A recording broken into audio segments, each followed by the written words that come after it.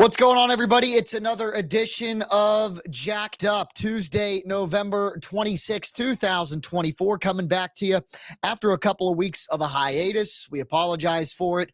Busy on the trail covering high school football and getting things together for our high school football awards show, which we will talk about in the high school football portion of the program. It's a stacked football show. We're going to talk NFL, we're going to talk college, and then we're going to get into the high school stuff. First in the NFL, the Pittsburgh Steelers falling on Thursday Night Football to the Cleveland Browns 24-19. We look ahead for the Steelers and we look ahead to the Cincinnati Bengals, what that means and how the season has maybe shaken up a little bit. Is the faith shaken in the Steelers and their ability to contend in the American Football Conference because of the loss to the Browns and because of the Baltimore Ravens win on Monday Night Football over the Los Angeles Chargers? We'll talk about that, what that does to the AFC North standings that are scrolling at the bottom of your screen. And we'll also talk a little bit about the road ahead for both squads. The Steelers and the Ravens, kind of compare the two and how the AFC North could be shaken up a little bit as this thing gets going. College football, 3 games this weekend of our teams of area interest: Pitt at Boston College, WVU at Texas Tech, and of course the game which you can watch live on Fox 9, Michigan and Ohio State. It is a big one, an opportunity for the Buckeyes to clinch a spot in the Big Ten title game and further cement their case for the 12-team college football playoff. We'll break down each of those matchups, and then we'll break down our 3 area high school teams in West Virginia action, still alive in the West Virginia quarterfinals. We'll get to all of that, but first we're going to take our quick Trinity timeout, and when we do that, we'll come back and we'll break it all down right here on Jacked Up as we get set for an action-packed football episode. We'll be back after this Trinity timeout. The future looks good. The future looks good to me. The future looks good. All right, the timeout's presented by Trinity Health System. Got that out of the way. Thanks to Trinity Health System. We will get into this thing. The Steelers 8-3. The Bengals 4-7. Again, a 24-19 loss for the Steelers on the road in Cleveland against a really bad Browns team. A bad Browns team with a backup quarterback in Jameis Winston. A bad Browns team where the backup quarterback is probably better than the starting quarterback in Deshaun Watson, who's obviously done for the season. It's not a good loss for the Steelers. There's no way, shape, or form around it. The loss, unfortunate for the black and gold, coming up short in Cleveland, and it makes things a little bit tricky now. You could have made a case for the Steelers being able to be played with house money for a little bit in the division, right? They stack a bunch of wins early on. They beat Baltimore, give themselves a game and a half advantage for first place in the AFC North, and it creates a little bit wiggle room. And as the regular season dwindles, that game and a half lead, that more than one game of an advantage in the division for first place, is ever more crucial, right? So the Steelers, an opportunity to keep it at a game and a half, and an opportunity if they would have won over Cleveland on Thursday night. The Ravens now on the bye week this week. So if, just for hypotheticals, right? Let's say the Steelers would have won their 9-2. And it would have given them an opportunity to still have that game and a half lead over the Ravens for first place in the division, despite Baltimore winning last night on Monday Night Football over the Chargers. So let's have a little fun here. Let's say the Steelers would have won that game. Baltimore goes on the bye this week. You're now looking at an opportunity for the Steelers against Cincinnati, a 4-7 Bengals team that has struggled mightily, especially on defense, an opportunity to take a 2-game lead going into the last 6 games of the regular season, 5 games of the regular season. I apologize. That's crucial. A 2-game lead for the division while you still have to play Baltimore once more. A 2-game lead plus another win over the Ravens potentially later in the season. That could have been nail in the coffin in the division. Now, you cling to a half-game lead. Baltimore wins 30-23 over the Chargers on Monday Night Football. The Steelers are 8-3. The Ravens 8-4. You got to win on Sunday at 1:00 over the Bengals to maintain the division lead, and it would at that point only be a game's worth. If you don't, you're tied, and then you're starting to root for Baltimore to lose games. And let's compare a little bit the schedules of both teams in the back half of the regular season. So week 14 for the week 13 for the Baltimore Ravens, a matchup with the Philadelphia Eagles. The Ravens are on the bye week in week 14. So a 425 showdown on CBS next week for the Ravens against Philadelphia. The Steelers go on the road to Cincinnati. That's a tough game for Baltimore against the Eagles. You'd like to think that the Steelers could create some separation there with a game in hand over the Bengals. Philadelphia running wild with Saquon Barkley. He goes for 255 against the Rams on Sunday. An opportunity there for the Ravens to slip. But if they don't and the Steelers lose, then it flip-flops. And then we go from there. Ravens on the bye in week 14. And you compare the final 4 games of the regular season for both of those teams. With Cleveland coming to Pittsburgh in week 14, I think the Steelers should win that game. Let's compare the final 4. Actually, we'll compare 3 of the final 4 because one of those games is Steelers-Ravens. Other than Steelers-Ravens in the final 4 weeks, the Ravens play the Giants, who just released their starting quarterback and are probably going to fire their coach, at Houston, and then home against Cleveland. Toughest game, without a doubt, is at Houston against the Texans. But that's a game that Baltimore can easily win. Final 4 for the Steelers, home against the Bengals again in another divisional contest, and then at Philadelphia and Kansas City. It's tough. The Steelers have a lot tougher of a road in the back half of the season than the Ravens do. And if I'm a Ravens fan, I'm kind of licking my chops for that game in Baltimore in a couple of weeks on December 21st on a Saturday.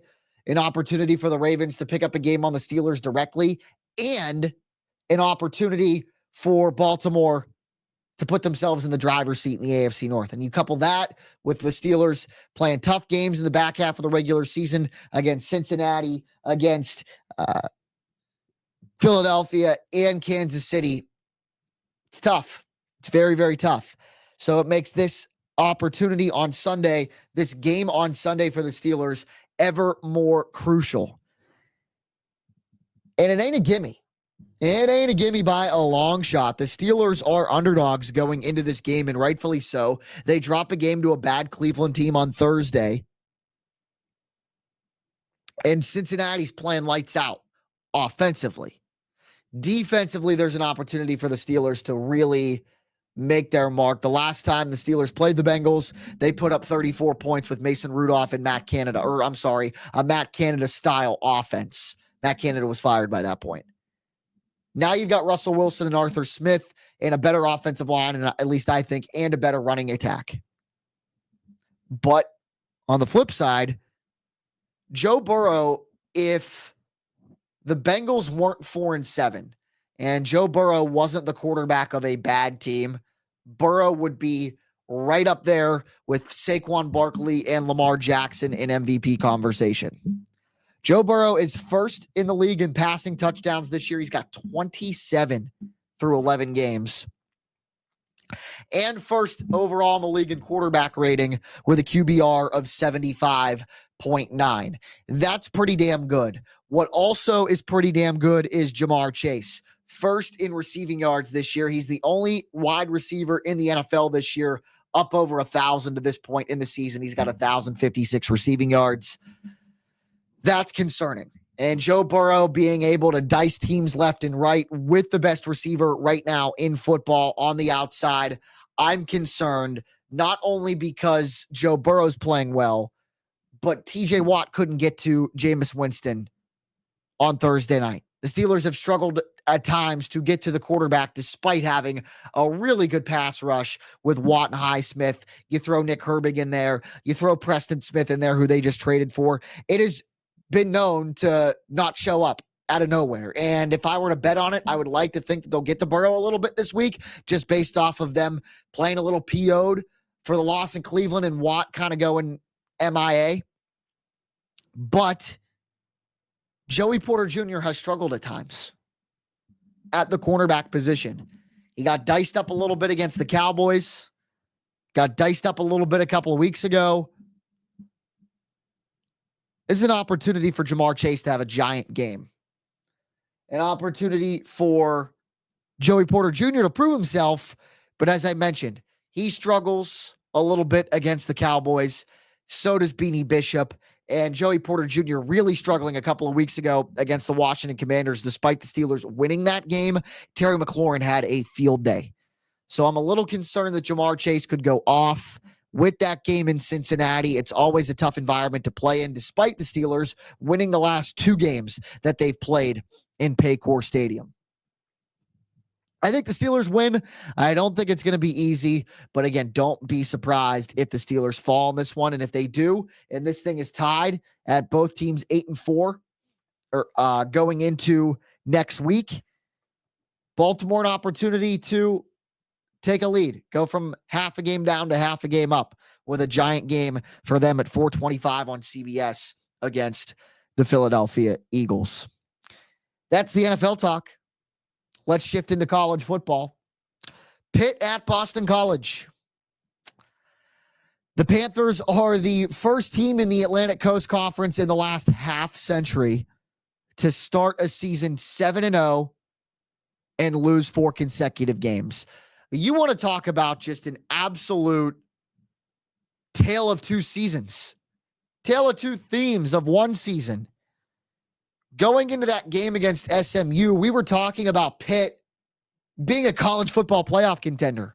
We were talking about Pitt with a potential win against Southern Methodist, knocking a peg down a little bit in the ACC, and further closing the gap on an ACC title game appearance. I thought Pitt had a very legitimate shot to win that game against SMU. I actually thought they stacked up well against SMU's offense with how well Pitt's linebackers were playing, coming off the game and where they picked off Kyle McCord 5 times, 3 of them for touchdowns. And of course, SMU exploits Pitt's defense, further proves that they are the much superior team, and rightfully so. SMU's in the ACC championship. They've already clinched a spot. And they've already clinched an opportunity to make the 12-team college football playoff. From there, Pitt drops tough game after tough game. They lose another one to Clemson. They lose to Louisville, and they have lost 4 in a row. It's an unfortunate circumstance, absolutely, but a circumstance that has Pitt fans scratching their heads. The offense refusing to adapt and refusing to make changes, despite the book being out on the Cade Bell offense a little bit. Refusing to make personnel changes. Refusing to huddle up every once in a while. It's unfortunate. You go from a season in which you're talking about a team potentially making the 12-team college football playoff and competing for an ACC championship to now you've got a team with its quarterback hurt and might be done for the rest of the season. And Eli Holstein, he was carted off against Louisville. And the offensive coordinator is being talked about for other jobs. There was a report out on Monday that Cade Bell was in talks with Oklahoma for a vacant assistant coaching opportunity. That's for their offensive coordinator. And Bell's name has been linked to East Carolina, kind of more of his stomping grounds. They fired their head coach. So that is also a name that Cade Bell's been linked to. Cade Bell may be a little bit of a fish out of water. Southern guy, grew up in and around that area, coached in and around that area, comes to the Northeast where maybe him and Pat Narduzzi have some cultural differences, some philosophical differences to coming when it comes to how they want to play the game. And we saw that play out in 2011 with Todd Graham at Pitt. Square peg in a round hole. Is Cade Bell a square peg in a round hole at Pitt? It begs the question. And if he takes off for greener pastures after 1 year, that goes to show you. I don't like Pitt in this matchup against Boston College. I think they fall. They're 5-point underdogs. They have every reason to not pick them in this game. They've lost 4 in a row. West Virginia at Texas Tech. Now, another opportunity here for WVU to give themselves a little bit better of a bowl game. They're bowl eligible after a win at home this past weekend against UCF. Shout out to Rodney Gallagher. Covered him in high school at Laurel Highlands. Covered him winning a WPIL basketball championship as a freshman. He caught a touchdown in that game from Garrett Green. WVU now bowl eligible, but this is a tough task. Texas Tech is 7-4. And the key in this game, I think, for WVU is simple. Taj Brooks, the running back for Texas Tech, is one of the best in the conference. 1,300 plus yards this season on the ground, 14 rushing touchdowns. West Virginia's got the 6th best rushing defense in the Big 12.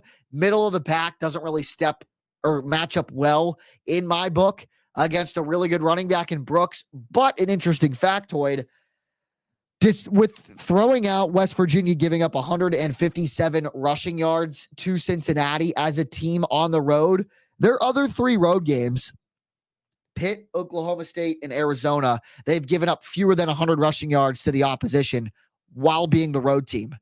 So they defend the run well on the road. That could be the one silver lining you take into this one, but they have to stop Taj Brooks if they want to come out on top and get to a 7-5 regular season mark.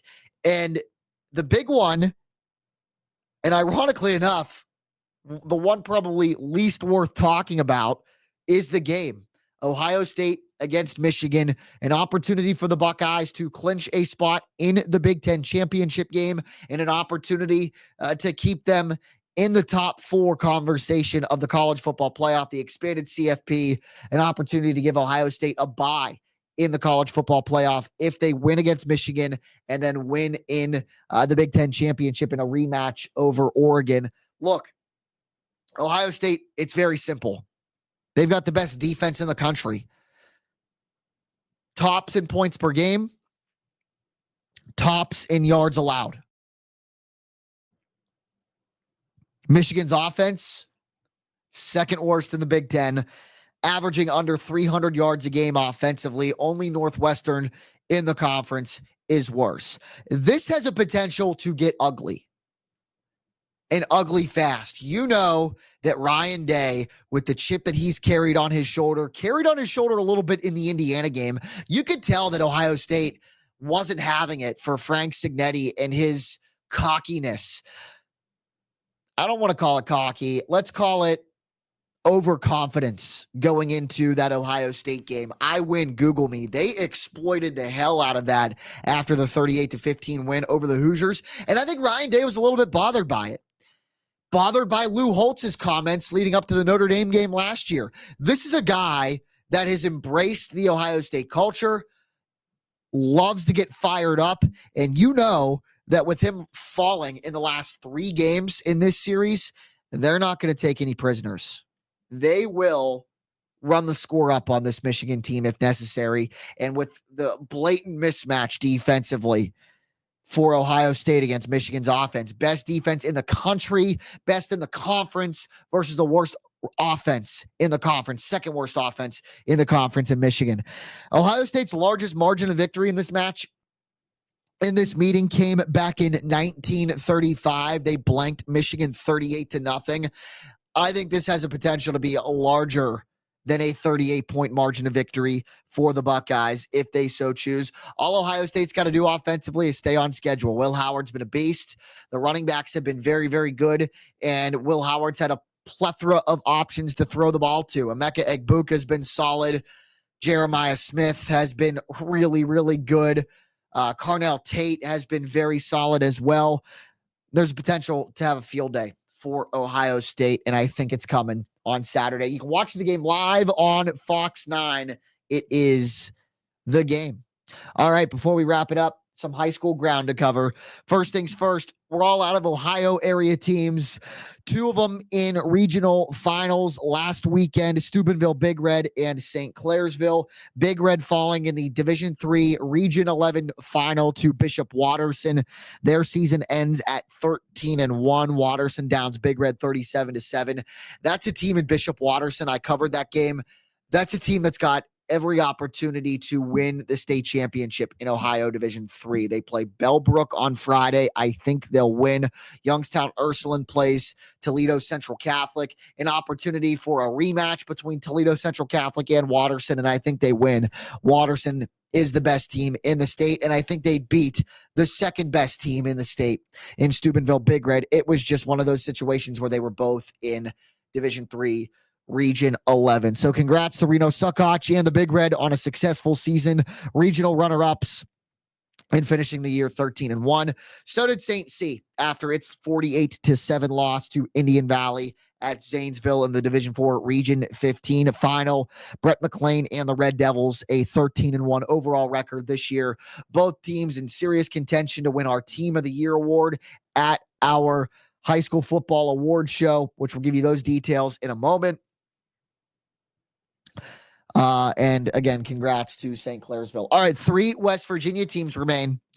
All of them in 4-5 matchups, interestingly enough, in the West Virginia State quarterfinals. The first 4 versus 5 matchup in 4A, the new Class 4A, Wheeling Park, the 4 seed, they will host Huntington. Now, by the time this episode releases, we will know, at least I think we will know, if we at WTOV9 are live streaming that game. So be on the lookout for that news as well. We're in the efforts of doing that. We have to deal with the state and the NFHS network having the exclusive rights fees for that if they decide to broadcast that game or not.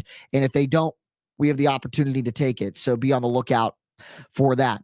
Wheeling Park coming into this matchup after a 43-0 win over Musselman. Huntington, a 56-28 win over University. So both teams coming in with dominating performances in the round of 16. Wheeling Park 1-2 all-time versus Huntington, last playing them in the playoffs in 2021. They lost that matchup 48-21.